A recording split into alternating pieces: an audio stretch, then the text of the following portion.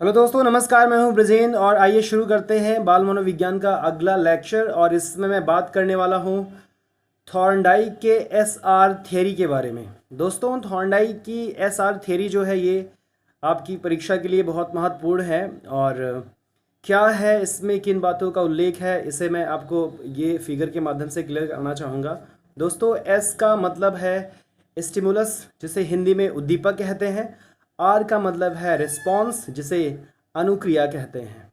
तो आप कह सकते हैं कि ये रिस्पॉन्स स्टिमुलस और रिस्पॉन्स की थियरी है, जिसे आप शॉर्ट में एसआर थियरी कहते हैं। और हिंदी में चूंकि इसका अर्थ उद्दीपक और अनुक्रिया है, तो इसका नया नाम उद्दीपक अनुक्रिया सिद्धांत भी रख दिया गया है।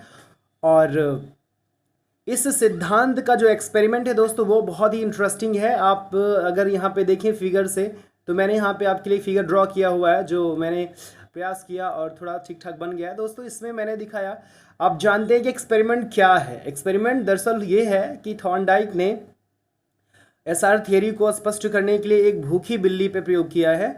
और भूखी बिल्ली को एक पिंजड़े में बंद किया, और वो पिंजड़ा कुछ इस तरह का है कि जिसमें एक लीवर लगा होता है, जिसको आप बटन कह सकते हैं, और जिस पे अगर हम जिसको प्रेस करें, दबाएं, तो पिंजड़ा खुल सकता है।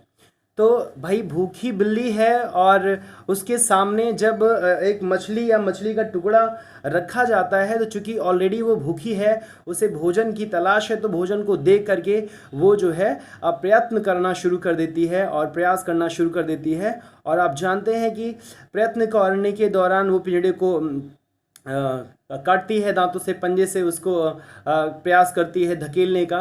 तो इस तरह से करते हुए, उसी में उछलते कूदते हुए अचानक सा संयोग से उसका पैर पड़ जाता है लीवर पे, और दरवाज़ा खुल जाता है। और इस तरह से बिल्ली अपने लक्ष्य की ओर अग्रसर हो जाती है, यानी कि मछली तक पहुंच जाती है और वो उसको खा लेती है।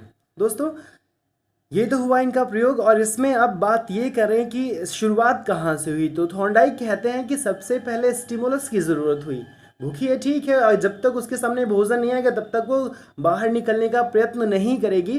तो थॉर्नडाइक के अनुसार सबसे पहले उद्दीपक का होना ज़रूरी है। अर्थात किसी भी कार्य को हम तभी करेंगे जब हमारे सामने कोई एक उद्दीपक हो, यानी कि कोई हमें स्टिमुलेट करे, जिसकी हमें ज़रूरत हो, वो हमारे सामने हो। तो पहले अगर सामने होगा, तो ये कहते हैं कि स्टिमुलस की वजह से ही ये रिस्पॉन्स करती है। अर्थात पहले उद्दीपन होगा, पहले उद्दीपक आएगा, उद्दीपक को देख करके, यानी मछली को देख करके ही बिल्ली ने उसे पाने का प्रयत्न किया। और इस तरह से उद्दीपन अनुक्रिया या उद्दीपक अनुक्रिया का सिद्धांत लागू होता है। दोस्तों, समझ गए होंगे कि उद्दीपक क्या है। भाई, ये पहले मछली आई, यानी भोजन आया, तो भोजन से क्या हुआ, एक्टिविटियां हुई, यानी रिस्पॉन्स शुरू किया बिल्ली ने यहाँ बाहर निकलने का। और यहीं पे अब भाई, जब वो प्रयास करेगी, तो प्रयत्न करने के दौरान उससे भूलवश वो जो है लीवर दब जाता है और दरवाज़ा खुल जाता है। इस एक्सपेरिमेंट को कई बार दोहराया जाता है, और ये नोटिस किया गया कि जैसे जैसे ही एक्सपेरिमेंट का जो एक नंबर है वो बढ़ता गया, नंबर के साथ बिल्ली के बाहर निकलने का जो समय है कम होता गया। और एक समय ऐसा भी आया कि जब बिल्ली को अंदर बंद किया गया, और बिल्ली तुरंत ही लीवर पे बटन पे अपना पैर रखती तुरंत बाहर आ जाती है। तो इस सिद्धांत से या इस रिजल्ट से थॉर्नडाइक ने बताया कि उद्दीपक की वजह से अगर प्रयत्न किया जाए, और प्रयत्न करने के दौरान अगर भूल से कोई चीज़ हो जाए, तो हम उस भूल को सुधारेंगे, और सुधारते हुए हम उसमें अधिगम को प्राप्त हो जाएंगे। तो इसे आप जानते हैं कि इन्होंने प्रयत्न एवं भूल का सिद्धांत भी कहा, जिसे प्रयास एवं त्रुटि का सिद्धांत भी कहते हैं, ट्रायल एंड एरर थियरी भी कहते हैं। तो यही है एसआर थियरी, यही है ट्रायल एंड एरर का सिद्धांत, जो आप जानते हैं।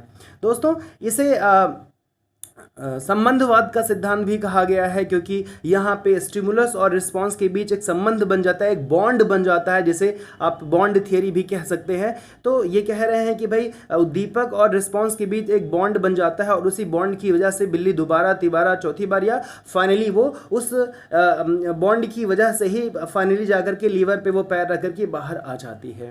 दोस्तों, ये है एसआर थ्योरी। उम्मीद करता हूँ समझ में आ गया होगा आपको। नाम इसके याद रखना है, एसआर थ्योरी यानी कि स्टिमुलस रिस्पॉन्स थ्योरी। उद्दीपक अनुक्रिया, क्योंकि इनको हिंदी में उद्दीपक और अनुक्रिया कहते हैं। प्रयत्न एवं भूल का सिद्धांत, प्रयास एवं त्रुटि का सिद्धांत, ट्रायल एंड एरर थ्योरी कहते हैं, क्योंकि यहाँ पे ये प्रयत्न करती है, प्रयत्न करते हुए भूल से यहाँ पे इसका पैर पड़ता है, तब ये बाहर जाती है, दोबारा फिर ये जब आती है तो धीरे धीरे फाइनली सीख जाती है कि हमें यहीं पैर रखना है। दोस्तों ये नाम हो गया इनके संबंधवाद का सिद्धांत, मैंने बताया, क्योंकि इनमें बॉन्ड होता है, बॉन्ड क्रिएट हो जाता है, इसलिए संबंधवाद का सिद्धांत भी कहते हैं।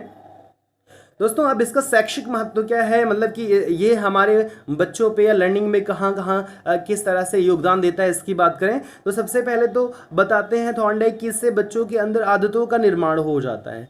आदतों का निर्माण, भाई जाहिर सी बात है, अगर कोई चीज़ आप बच्चे को एक टाइम पे देते हो और लगातार देते रहते हो तो वो आदी हो जाता है, और जैसे ही वो आपको देखेगा, वो जैसे ही मान लीजिए आप बाहर से आते हो और बच्चा आपको देख करके एक बार दो बार आप उसको दे देते हैं टॉफ़ी या जो भी चॉकलेट वगैरह, तो दोबारा बच्चे और आपके चॉकलेट के बीच में एक बॉन्ड क्रिएट हो जाता है और बच्चा वो एक्सपेक्ट करने लग जाता है और आदतन वो आपसे कह देता है, मांग लेता है, उम्मीद किए बैठे रहता है। तो इस तरह से बच्चों के बीच आदतों का निर्माण भी हो जाता है। और ये कहते हैं कि इसमें भाई करके सीखने की बात आती है, अर्थात अगर आपको कोई चीज़ नहीं आ रहा है, आप करोगे, प्रयास करोगे, तो जाहिर सी बात है, जैसे बिल्ली ने प्रयास किया, प्रयत्न किया, तो वो फाइनली अपने मंजिल तक पहुंच गई। तो कह रहे हैं करके सीखने जैसी बात इससे जाहिर होती है।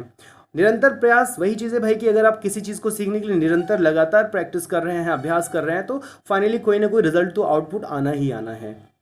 दोस्तों अब एक चीज़ की इंपॉर्टेंट बात है, इसका ड्रॉबैक कह लीजिए इस थ्योरी का, कि ये थॉर्नडाइक के सिद्धांत में ये कहा गया कि ये छोटे बालकों के लिए कम उपयोगी है।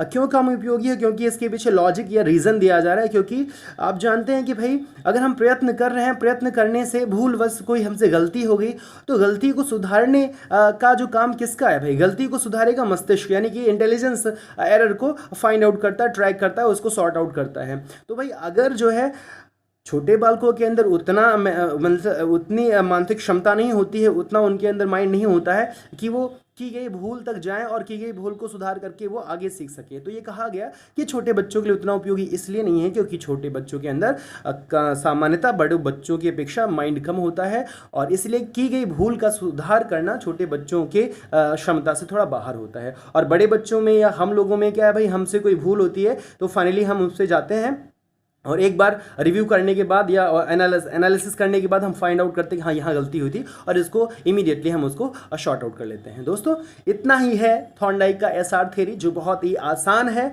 और इसी से जस्ट रिलेटेड है आपका अगला सिद्धांत, जिसकी मैं चर्चा करूंगा अगले लेक्चर में। उम्मीद करता हूं ये आपको समझ में आ गया होगा। और ये एसआर है और इसका जस्ट उल्टा आरएसएस थ्योरी है, उसकी चर्चा मैं अगले लेक्चर में करूंगा। दोस्तों वीडियो पसंद आया तो आप ज़रूर शेयर करें अपने दोस्तों से और लाइक ज़रूर करें, और अपने कमेंट के द्वारा ज़रूर बताएं कि ये लेक्चर आपको कैसा लगा। दोस्तों मिलते हैं अगले वीडियो में, तब तक बहुत सारी शुभकामनाएं, गुड लक, जय हिंद, जय भारत।